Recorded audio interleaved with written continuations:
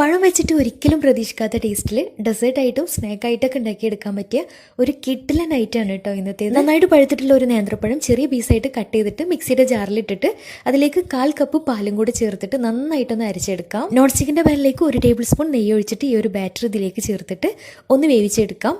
ഇതിലേക്ക് 1/2 കപ്പ് പാലും കൂടി ചേർത്ത് കൊടുക്കുന്നുണ്ട്. വേവിച്ചെടുക്കുന്ന സമയത്ത് 2 ടേബിൾ സ്പൂൺ പഞ്ചസാരയും ഒരു പിഞ്ച് ഉപ്പും കൂടെ ചേർത്ത് കൊടുക്കുന്നുണ്ട്.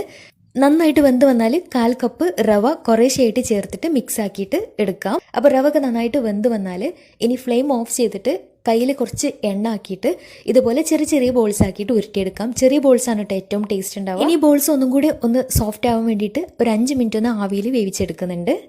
ഈ ഒരു സമയത്ത് തന്നെ വേറൊരു പാന് സ്റ്റൗവിൽ വെച്ചിട്ട് അതിലേക്ക് 2 ടേബിൾ സ്പൂൺ നെയ്യ് ഒഴിച്ചിട്ട് കുറച്ച് കാഷ്യൂനട്ട് ഒന്ന് വറുത്ത് കോരി വെക്കാം. എന്നിട്ട് അതിലേക്ക് 1/4 കപ്പ് സേമിയ ഇട്ടിട്ട് നന്നായിട്ടൊന്ന് ബ്രൗൺ കളർ ആവുന്നവരെ നന്നായിട്ടൊന്ന് വറുത്തെടുക്കാം. എന്നിട്ട് അതിലേക്ക് 3 ടേബിൾ സ്പൂൺ പഞ്ചസാര ചേർത്തിട്ട് ഒരു മീഡിയം ഫ്ലെയിമിൽ ഇട്ടിട്ട് ഒന്ന് കാരമലൈസ് ചെയ്തെടുക്കാം. കരിഞ്ഞു പോവണ്ട.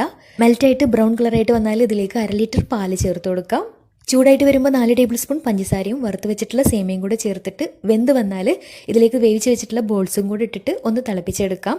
അവസാനം കുറച്ച് ഏലക്കാപ്പൊടിയും കൂടി ചേർത്ത് മിക്സാക്കി എടുത്താൽ നല്ല